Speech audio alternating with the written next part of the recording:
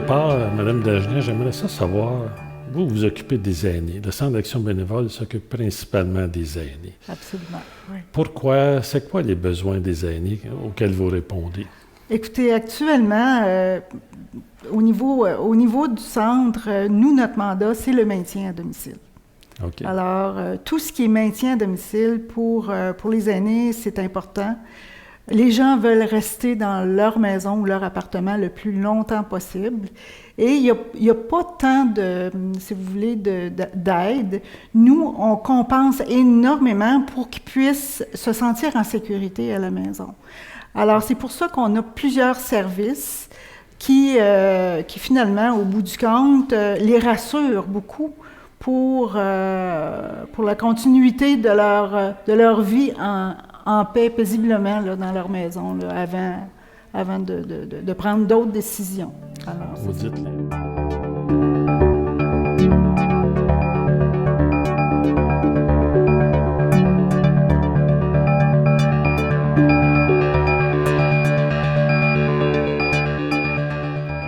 c'est une œuvre unique, absolument. C'est simple. Vraiment unique comme œuvre. Très intéressante, en tout cas facile à lire, facile à regarder, très convivial. Je ne sais pas comment dire ça, il manque de mots. Une autre idée qu'on a eue aussi, c'est de chercher de mettre, d'inclure en fait la population de francophones, pas francophones, mais européennes. Ouais. Au partir, par exemple, 1635, on est 200 Français ici. Ah, OK. Et à un moment donné, un peu plus loin, c'est Canadien et Français. Après ça, c'est juste Canadien. Donc, on a une idée de l'évolution de la population. De la population ici, oui. Ça peut être très surprenant. Là, avant qu'on atteigne 1 million de personnes, ça a été très long. Là. Oui, après ça s'accélère. Hein. En fait, ce que je lisais, c'est qu'il est venu à peu près 10 000 Français ici. Uniquement 10 000 Français. 5 000 dans les années 1600 et 5 000 dans les années 1700. Le reste, c'est finalement la natalité qui a fait, ça. Ouais. Et on n'a pas eu beaucoup d'immigration ici francophone jusqu'à le régime français. Il n'y avait pas tellement. Là.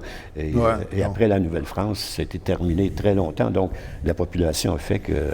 La natalité a fait que la population augmentait. C'est la revanche des berceaux que j'appelais à l'époque. Oui, exactement. Et ça a duré jusqu'aux années 60. Hein, les familles.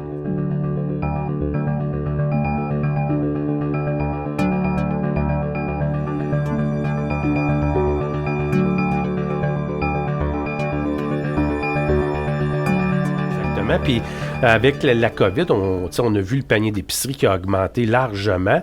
Oui. Donc, c'est de plus en plus difficile. Il y a des familles qui réussissaient à rejoindre les deux bouts auparavant, que maintenant sont plus capables. Donc, c'est vraiment important d'être généreux, puis généreux de votre temps, généreux en denrées ou en dons. Mais j'invite les entreprises là, à être généreux en dons, de venir faire du team building avec leurs employés ici, puis de venir donner au prochain. Entre le 6 et le 15 décembre, ce serait vraiment le fun et vraiment apprécié.